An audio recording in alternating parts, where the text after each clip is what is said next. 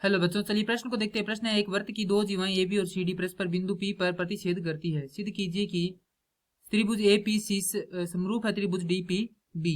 प्रश्न को हल करें उससे पहले जो इसका मुख्य उदाहरण है उस पर विचार करेंगे। तो इस प्रश्न के लिए जो मुख्य उदाहरण है वह हो जाएगी समरूपता। अर्थात हम यहाँ पर यह देखेंगे समरूपता क्या होती है। तो किन्हीं दो त्रिभुजों के संगत कोणों का संगत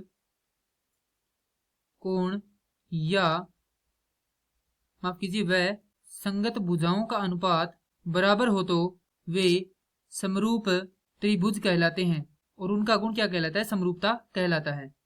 अब हमें प्रश्न में दिया गया है ए बी और सी डी क्या है? दो जीवाएं हैं। ए बी यह है और सी डी यह है। दोनों क्या है? जीवाएं हैं जो कि एक दूसरे को बिंदु पी पर प्रतिच्छेद करती हैं। अब यहाँ पर दो त्रिभुज बन रहे हैं। पहला है ए पी सी और दूसरा है डी पी बी। इन दो त्रिभुजों में हमें क्या करना है? समरूप सिद्ध करना है। तो यहाँ पर लिखेंगे त्रिभुज ए पी सी व त्रिभुज डी पी बी में यदि हम देखें तो यहाँ पर ये जो दो कोण है वो क्या है? बराबर है। क्यों बराबर है? इसका कारण लिखेंगे हम। कोण ए पी सी बराबर है कोण डी पी बी, चूंकि क्या है? शीर्षाभिमुख कोण है। उसके बाद कोण सी ए पी बराबर है कोण बी डी सी। अर्थात एक तो यह कोण और दूसरा यह कोण बराबर है। क्यों बराबर है? क्योंकि दोनों ही क्या है? ये जो यहाँ पर चाप है इसके द्वारा जो वृत्त का शेष भाग है इस पर कहीं पे भी अगर कोण बनाएंगे तो दोनों बराबर होंगे। देखिए जैसे इस प्रकार से ये क्या है? एक वृत्त है।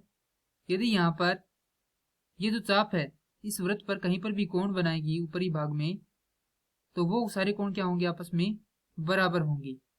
यह कोण इसके बराबर होगा, यह इसके बराबर होगा, यानी कि सारे कोण आपस में क्या होंगे? बराबर होंगे। उसी प्रकार क्या हुआ? यहाँ पर ए डी बराबर है, माफ कीजिए कोण ए बराबर है कोण डी।